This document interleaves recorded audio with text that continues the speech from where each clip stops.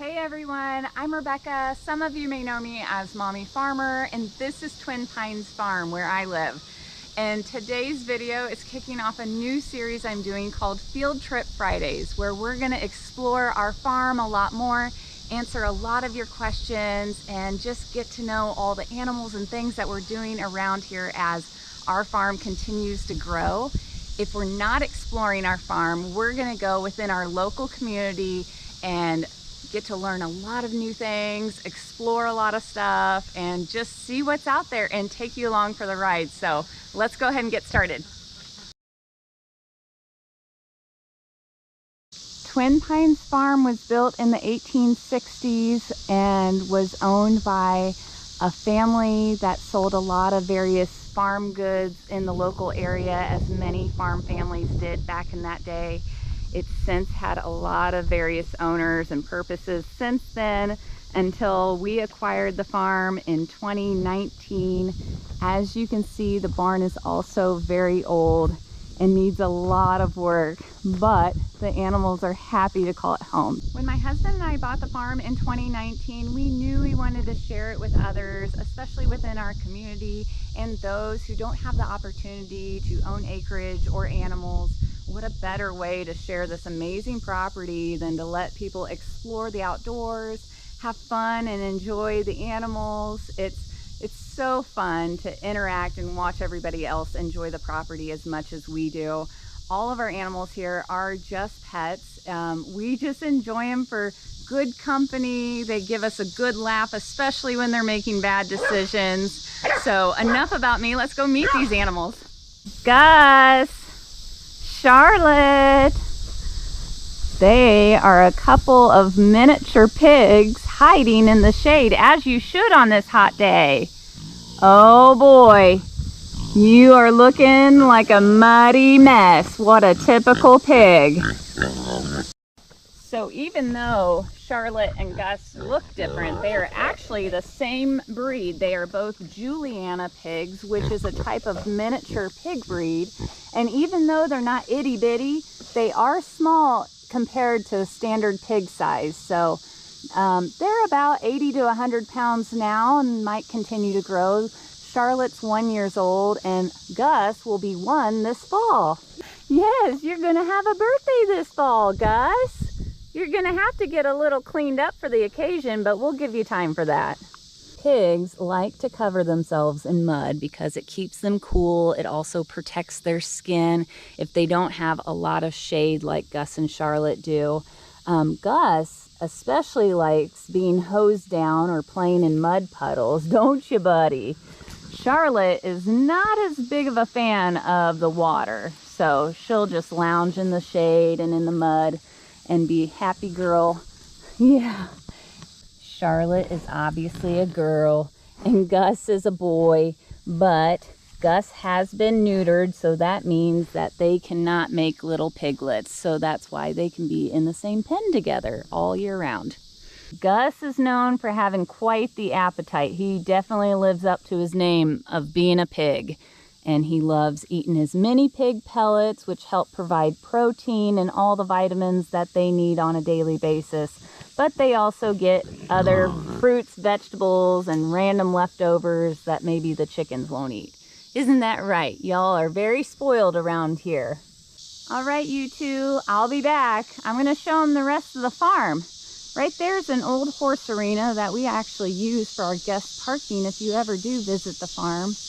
And I think I saw a couple of naughty horses making bad decisions walking towards the neighbors. So we're going to take a little stroll to go get those horses back in the pasture. It's my own fault. I didn't put them there to begin with. Oh, I see you girls snuck around the house, didn't you? Always up to something, but honestly, they're pretty good girls. That's why I allow them to roam around every now and then, especially after I mow. They like getting any extra grass clippings I left behind. Don't you? Yeah? Why don't you follow me back to the pasture and we'll introduce them to the rest of the gang. How about that? Come on, girls. Let's go. While we're walking, I'll tell you a little bit about Jewel and Star. Star's full name is Starlight Starbright, and she's the all-white one. And Jewel, they are about 21 and 22 years old, so they're older girls. They're retired from a horse farm that used to show these girls, and now we get to have them to enjoy, and my kids do ride them occasionally, but they're living their best life here, aren't you? The upkeep on these girls isn't too bad. Obviously, you have to regularly brush them, especially as they shed throughout the year. And then they get their hooves trimmed about every 6 to 8 weeks.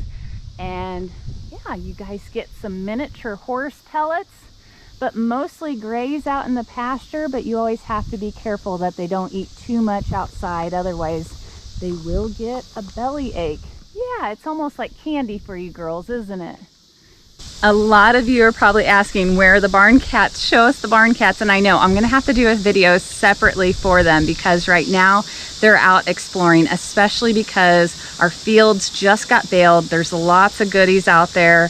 They love to go hunting for mice or other rodents, and typically aren't just lounging in the barn. But I will show you, and you'll have to stay tuned to see more of them. Oh, I hear somebody. Yeah.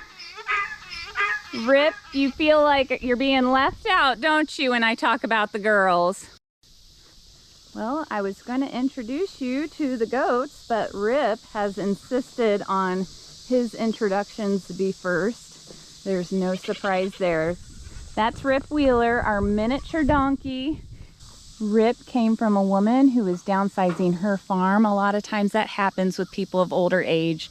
They need to pass along their animals to a home that can care for them a lot longer. Donkey hooves don't tend to grow as fast, so he gets his hooves trimmed about every other time from the girls. Yes, and you don't behave as well as the ladies do you? One of Rip's favorite things is getting his ears scratched.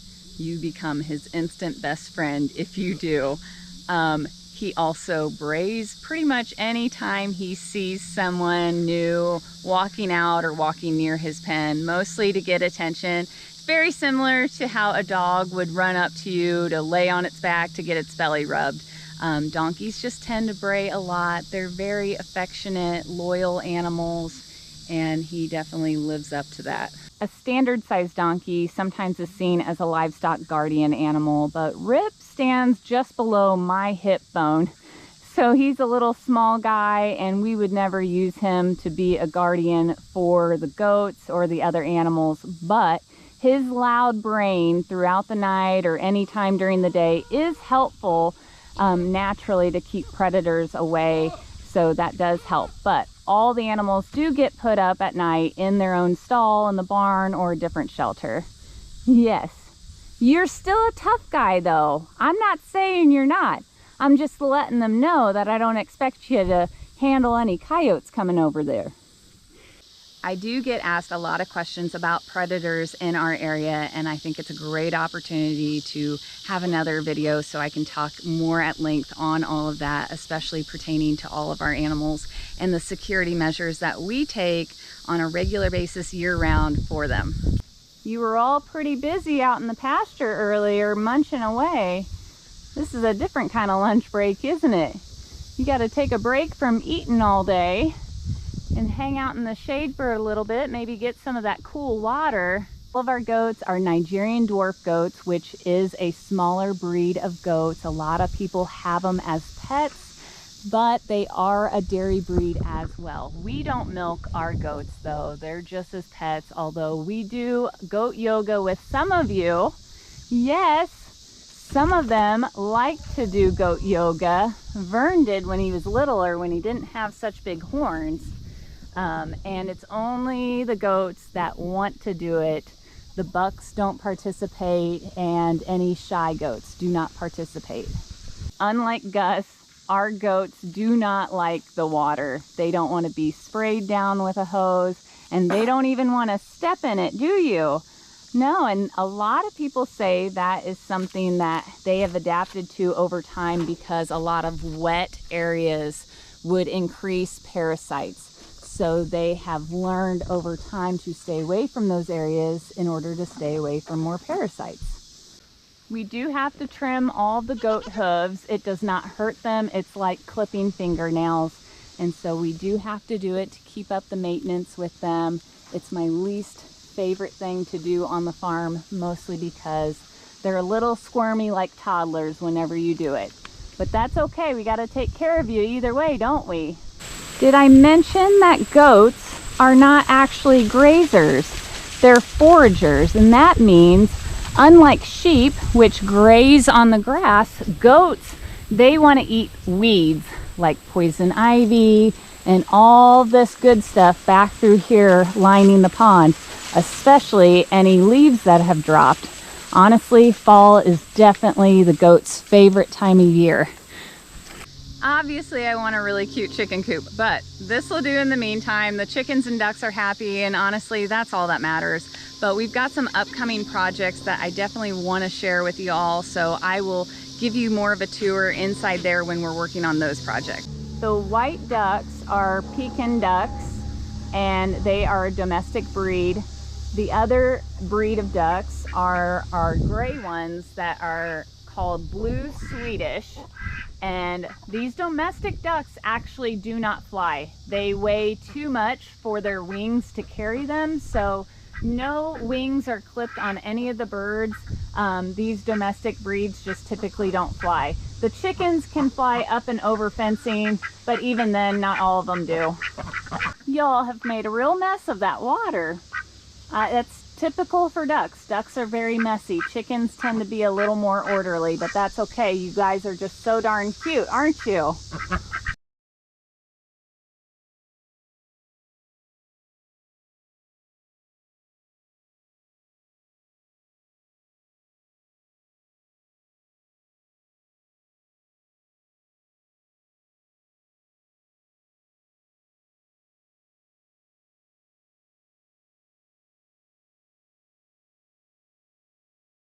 The ducks tend to prefer their little pool that they have. We fill it up every single day. You see how quickly they make a mess of things.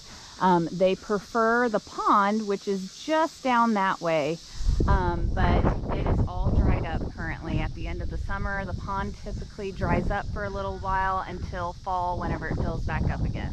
So behind me is one of the hay fields that we have baled.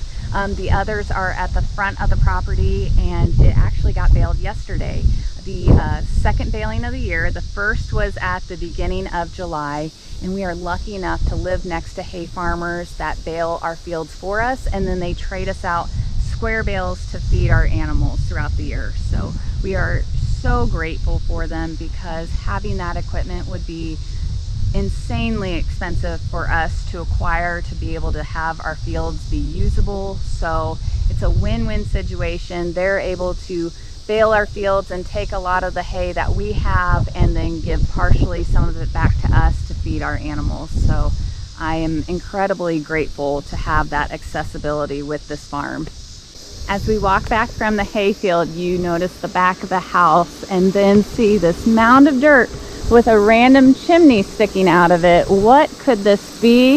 It's actually the old cellar of the property, where they would have kept a lot of the food items, stored them throughout the year, kept them cool and safe, so they had a storage spot.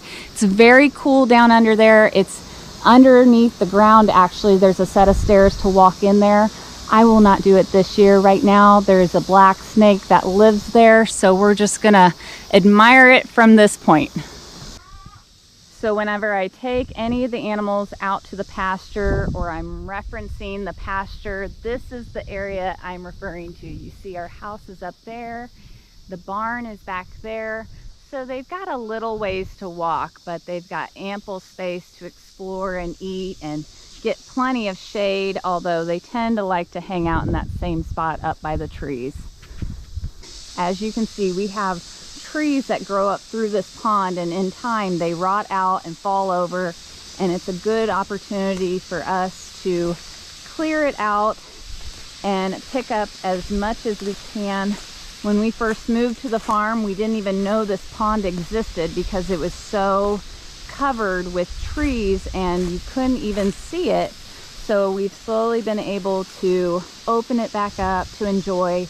The ducks love coming down here, and it seems to be a pretty safe space for them to go exploring. Speaking of exploring, my family and I love going on nature walks around our farm, and a lot of times we do in the evenings once it's cooled down. We see lots of deer all over our property. We look for a lot of animal prints, and it's just a fun time for me and my kids to go do that. And we go walk along the ridge where the pond is, and then we walk towards this back smaller pasture. We've got a lot of pastures on this property, and unfortunately a lot of them are fenced in, so the hay balers can't access all of them. And we'll have plans for new animals in the future when we're able to bring them back to the pasture to help maintain it, not let it be so overgrown, and actually be useful for this farm.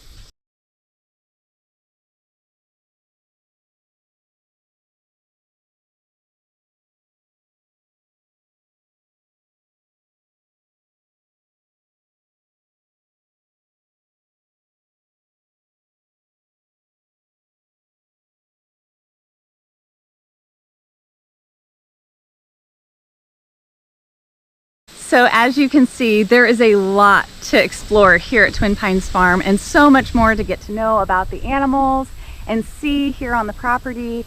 We've got woods to explore. There's a pond up front that I didn't even show you. So I'm so excited to take you along to share more of our farm with you all, and also to explore within our local community. So if you enjoyed this, share it with somebody you know, like and subscribe, and we'll see you next Friday, guys. Bye.